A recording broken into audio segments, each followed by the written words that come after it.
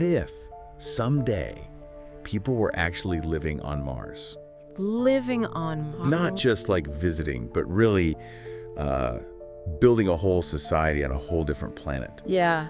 It kind of sounds like sci-fi, but with Right. SpaceX and everything, Right. could be more realistic than we think. Yeah. So today, we're going to dive deep into that. Okay. Could SpaceX really colonize Mars? And what would it even take for humans to survive there? I mean, Yeah. the planet's basically trying to kill us. It's true. So very hostile. Before we get started, though, if you're finding this as fascinating as we are, hit that like button and subscribe to the channel.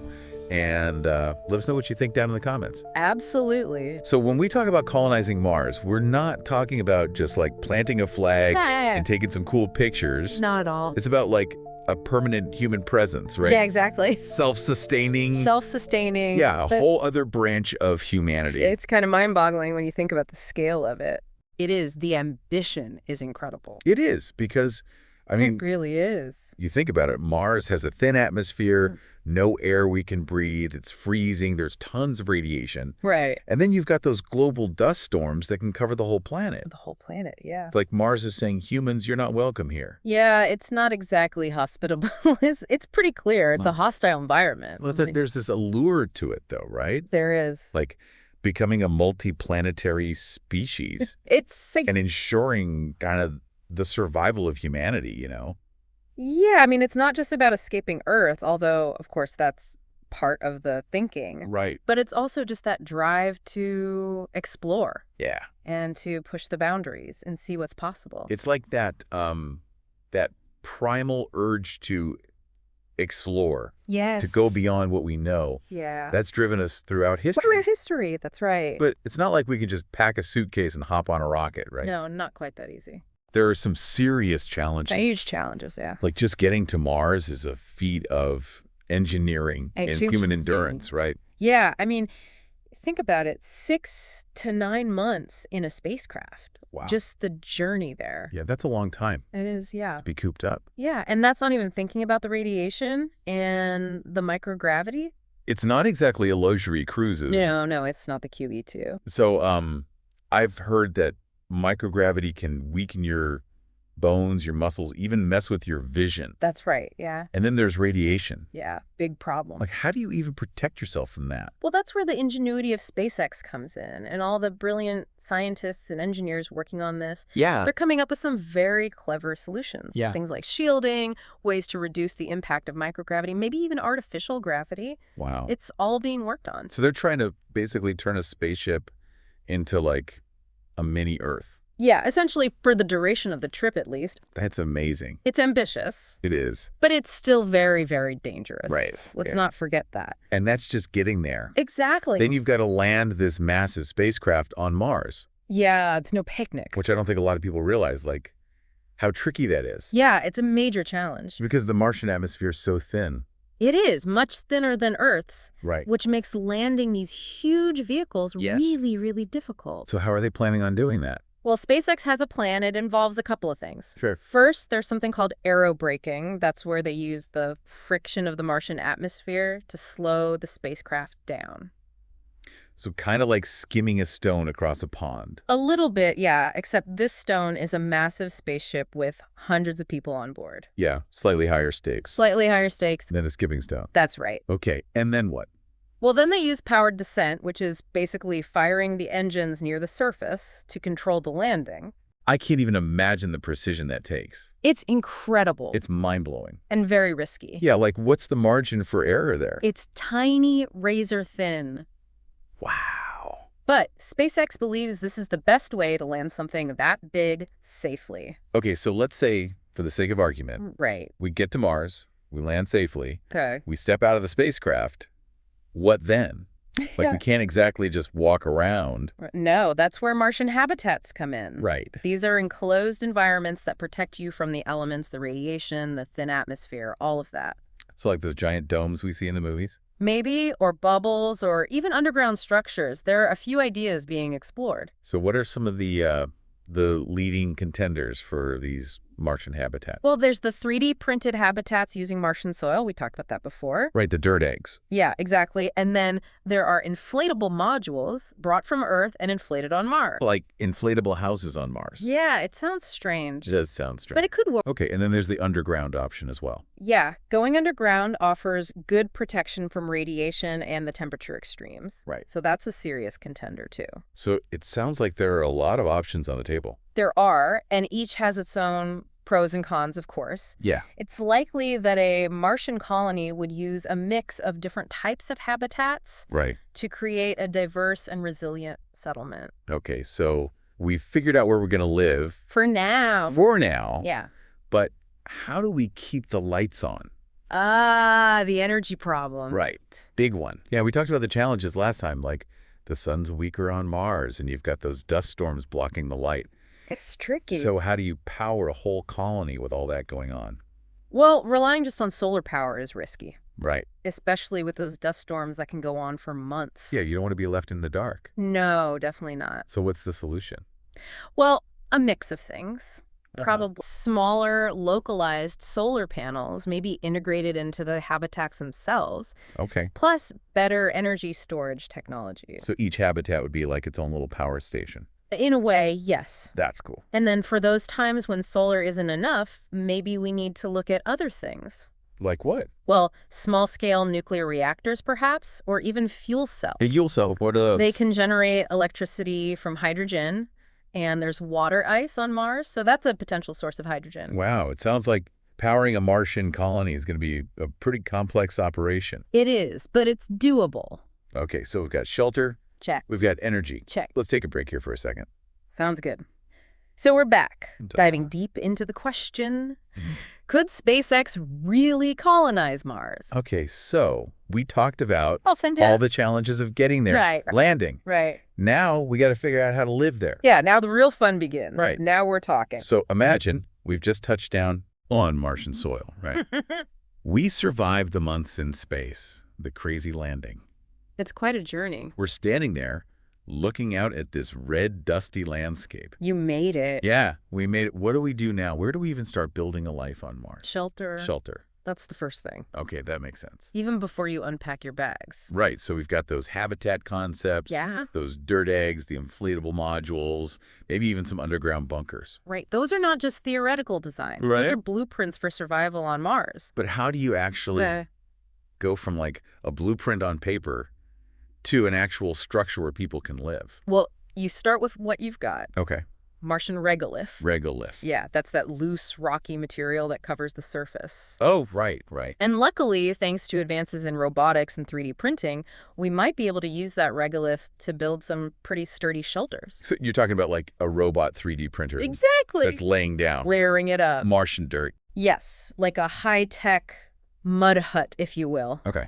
But much more sophisticated, of course. That's pretty cool. Yeah, and because regolith naturally blocks radiation, Right. you've got built-in protection. Okay, but Yeah. I'm not picturing these early Martian homes to be like super spacious or luxurious, you know. No, probably It's not. going to be, Function over fashion. yeah, function over fashion. Minimalist Yeah. living on Mars. All right, so we've got a roof over our heads, even if it is Yeah. made of Martian dirt. Yeah. But what about like Keeping the lights on. keeping the lights on? Energy. Right. We talked about that. We did. Big challenge. It's a big challenge. Yeah. We can't just run an extension cord from Earth. Not quite, no. How are we going to power a whole colony when the sun's weaker and those dust storms can block out the light for like months at a time? Right. Relying only on solar power, Yeah. especially those big solar farms, Yeah. could be a bit risky. Risky. Yeah. So what we need is a more diverse energy portfolio. So what are we talking about here? Okay, so imagine smaller, more localized solar panels, maybe even integrated into the habitats. So each habitat would be like its own little power station. Exactly. That's a great idea. Yeah, capturing and storing energy when the sun's out. Right. But then for those times when solar's not enough, Yeah. we need to consider other options, like maybe Yeah. small nuclear reactors Okay. or fuel cells. Fuel cells. Yeah, they generate electricity from hydrogen, and there's water ice on Mars, a potential source of hydrogen. Okay, that's pretty cool. So yeah, powering Mars, definitely a multi-pronged approach. Yeah. We're going to have to be clever. It sounds like Yeah. we're getting the hang of this whole Survival thing. survival thing. We're getting there. But all this talk about energy is making me hungry.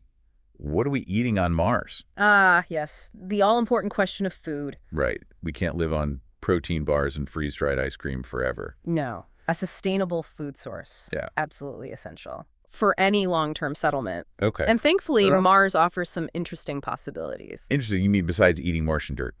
Well, there's always that option, but no, I'm thinking hydroponics. Hydroponics, right? Remember the ice homes we talked about? Oh, yeah.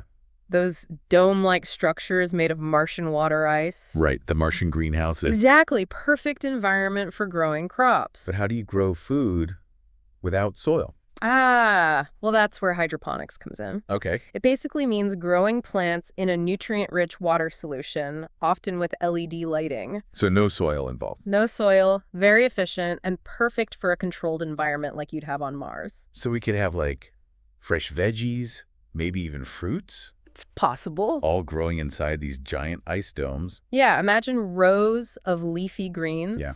Tomatoes, strawberries, all bathed in the glow of pink and purple LED lights. Wow, that sounds kind of beautiful.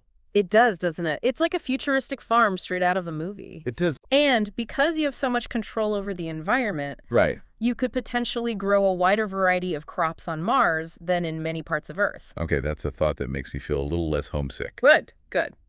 Okay, so we've got shelter, energy, fresh food. We're doing well. What about water?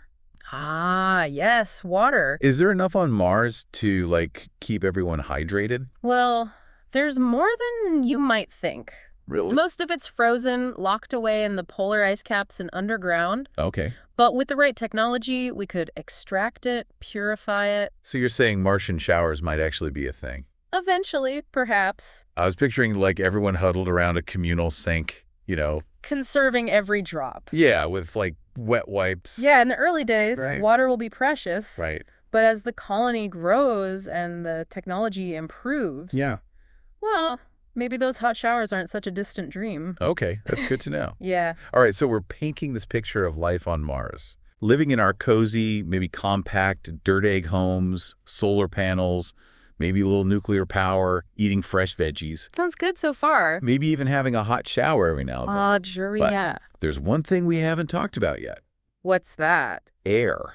Ah, yes, air. The Martian atmosphere, Mostly carbon dioxide. which I'm pretty sure we can't breathe. No, not for very long. So how do we solve that problem? Like, we can't import air from Earth, can we? That wouldn't be very sustainable. No. No, so we need to find a way to make breathable air on Mars using what's already there. Right. Enter in situ resource utilization, or ISRU. ISRU, right? Yeah, It's like, when in Rome, exactly. but on Mars. When on Mars, use what Mars gives you. Right, okay. But how do you make air out of Martian rocks and ice? Well, it's more about the carbon dioxide in the atmosphere. Okay. Remember, a CO2 molecule is made up of one carbon atom and two oxygen atoms. Yeah. High school chemistry coming back to me. Right. So, with the right technology, we can split those oxygen atoms. From the carbon dioxide. Essentially, we're unzipping the CO2 to get the oxygen we need to breathe. So we're stealing oxygen from the Martian atmosphere. In a way, yes. It's a neat trick. But would that be enough oxygen for, like, a whole colony? Well, at first, habitats would probably have closed-loop life support systems so the air's recycled and filtered. Okay. But as the colony grows, we'd need to scale up oxygen production. Right. And that's where those CO2 to oxygen converters would really come in. Okay, so breathing on Mars, maybe not as easy as taking a deep breath here on Earth. Yo. But it sounds like we're figuring it out. We are, yeah. Science to the rescue. Okay, but surviving on Mars, it's not just about having the right technology. No. It's also about staying healthy, right? Yeah. In this really hostile environment. That's absolutely crucial. Right, so how do we do that? Well, the lower gravity, the radiation, the potential for psychological stress from being isolated and confined, Yeah. all those things are going to be a challenge. Huge challenge to human health. Yeah, they are. So Martian healthcare is going to be a big priority. Yeah. We're going to need highly trained medical personnel Right. with advanced technology. Okay, so it's a little more than a first aid kit and some vitamin C. A little more than that, yes. Yeah. The Early Martian doctors, they're going to be like the ultimate MacGyvers of medicine, Oh, yeah. able to diagnose and treat Yeah. a wide range of With ailments. limited resources. Exactly. Resourcefulness, that's going to be key. Okay, and what about telemedicine? Would that play a role? Absolutely. Being able to consult with specialists back on Earth, Right. that's going to be vital. That makes sense. But even with all that, preventing health problems in the first place, that's going to be the most important thing. Yeah, ounce of prevention, right. Yeah. Especially when you're millions of miles away from the nearest hospital. Exactly. But let's be real for a second. Living on Mars, even with all the cool technology we've been talking about, Yeah. it sounds Super incredibly stressful. It would be, yeah. You're stuck in this small habitat, the same people, day after day. Yeah. You're far away from everything you know. Isolated. Isolated. Wouldn't that, really mess with your mental health? It would, absolutely. And that's why psychological well-being is Yeah. going to be just as important as physical health Okay. for Martian settlers. So we need Martian therapists, too. Absolutely. Okay, and what about, instead of gyms and yoga studios, we'd have, What do you think? Martian meditation pods I like it. or virtual reality rooms Oh, yeah. where you could escape to a tropical beach Escape back to Earth. or, a bustling city street. Whatever you need Right. to maintain your mental health. Yeah, that's crucial for Absolutely. the success of the colony, right? Yeah, long-term success. We've got to think about all of this. Right. Okay, so we've talked about habitats, energy, food, water, air, even the physical and mental well-being of our Martian pioneers. We've covered a lot. Sounds like Yeah. we're starting to figure out this whole survival thing. We're getting there. But there's still so much more to explore. Oh, yes. So in the final part of our deep dive, Okay. we're going to go beyond just survival and explore what it would mean to truly thrive on Mars. Right, the big picture stuff. Yeah. This social, cultural, even political implications of a Martian colony. It's mind-blowing to think about how Mars might change human society, It is, isn't it? our Yep. culture, Yes. even just our understanding of ourselves. big question. Huge questions. Yeah. Well, listeners, buckle up for part 3. It's going to be a good one. We're about to embark on a journey into the unknown, exploring what a Martian civilization might look like. Can't wait. And as always, share your thoughts and questions down below in the comments. Absolutely. We'll see you in the final part of our deep dive. Welcome back to the final part of our deep dive into, could SpaceX really colonize Mars? The final frontier. Right. So we've talked about all the The challenges. nuts and bolts. Getting to Mars, surviving on Mars. But now in this last part, I kind of want to take a big leap forward and think about the long term. Yeah, the bigger picture. Yeah, what would it mean to not just survive on Mars, but to actually thrive there? Right, to build a new civilization. Yeah, what kind of society, what kind of culture could we see emerging on this totally different planet? Well, that's where the real speculation begins, and it gets really exciting. Right. We're moving beyond engineering and logistics into, sociology, anthropology, maybe even philosophy. Yeah, exactly. We're not just building habitats and growing food anymore. We're talking about, shaping a whole new branch of humanity. Exactly. And I think it's safe to say that a Martian civilization wouldn't just be a copy of Earth. Right. It would have its own unique flavor. For sure. The Martian environment, with its lower gravity, the different day-night cycle, all the challenges, Yeah. it would inevitably shape the culture, the values, even the physical characteristics of the people who live there. I've even heard that people might actually evolve differently on Mars. That's a possibility, yeah. They might become taller and thinner because of the lower gravity. Yeah. Over many generations, the human body might adapt Wow. in ways we can't even predict. Yeah, that's mind-blowing. But it's not just about physical appearance. Imagine a Martian society that really values cooperation, Oh, yeah. resourcefulness, Makes sense? traits that are essential for survival in such a harsh environment. Right. It's like those pioneers who settled the American West. Exactly. They had to rely on each other to survive. Right, and those values, they get passed down Right. through generations, shaping their social interactions, their politics, even their art and music. Oh, that's a good point. What would Martian art and music even sound like? It's fascinating to think about Martian poetry inspired by those vast, desolate landscapes. Yeah. Music that echoes the silence of the planet. Wow. Paintings that capture those incredible reddish hues of the Martian sky. It's like a whole new frontier for human creativity. Absolutely. But what about the more practical stuff? Like what? How would a Martian society govern itself? Would they have elections, laws, a president? It's unlikely they'd just copy Earth's systems. Right. The challenges of Mars, they demand new solutions, maybe forms of governance that prioritize consensus building, Okay. community involvement. So maybe more direct democracy. Possibly, or maybe something entirely new, something we haven't even thought of yet. Right. The point is, Mars would force us to rethink how we organize ourselves, how we make decisions, how we handle conflict. That's a really interesting point. Yeah, it's a chance to start fresh, maybe learn from some of the mistakes we've made on Earth. Yeah, but let's be real. Even in the most utopian Martian society, there's still going to be conflict, right? Well, of course, conflict is part of human nature. Right. Humans are humans wherever they go. Exactly. But on Mars, the stakes would be higher. Yeah. The survival of the entire colony could depend on resolving disputes peacefully. Right. So conflict resolution skills. Essential. Maybe that's part of the training before you go to Mars. Maybe, yeah, intensive mediation training. Right. But conflict's not always a bad thing. It can lead to innovation, to progress, you know? That's true. The challenges of Mars, they could force us to confront our differences, find common ground, and ultimately build a better future. That's a really optimistic way of looking at it. Well, I think we need a bit of optimism if we're going to colonize another planet. That's true. That's true. Okay, so we've talked about the first generation of Martian settlers, those pioneers. Right, the brave souls. Yeah. But what about the generations that come after them? What would it be like to be Martian-born? No, that's a truly mind-boggling thought. A generation of humans who have never known Earth, Wow. who see Mars as their home, Huh? their birthplace. It's hard to even imagine what their lives would be like. Right, their whole perspective on the universe. Exactly, how they would define themselves, their identity. Will they even consider themselves Earthlings? That's a big question. It's possible they would develop their own unique cultural identity. Right. Separate from Earth, they might see Earth as this distant, almost mythical place. And what about their relationship with Earth? Would it be one of cooperation? Or could we see tensions, maybe even conflict between the two planets? Well, history shows us that human expansion often leads to competition for resources, for power. Yeah, that's true. But maybe Mars could be different. Maybe it's a chance to break free from those old patterns Yeah. and create a more peaceful, sustainable future for all of humanity.